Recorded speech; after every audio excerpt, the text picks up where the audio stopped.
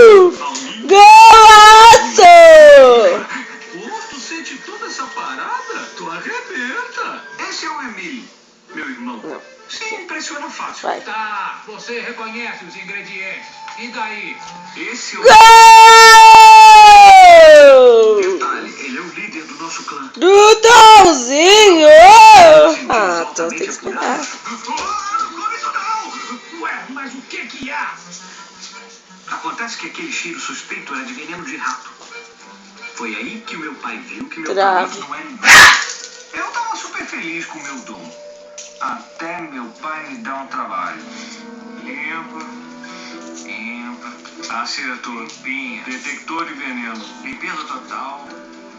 Limpíssima. Ou seja, tá limpa.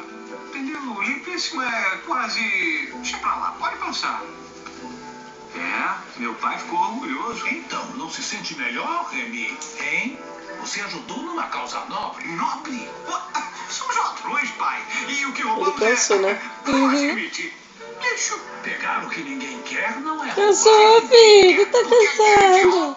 Vamos dizer que a gente tem diferentes pontos de vista.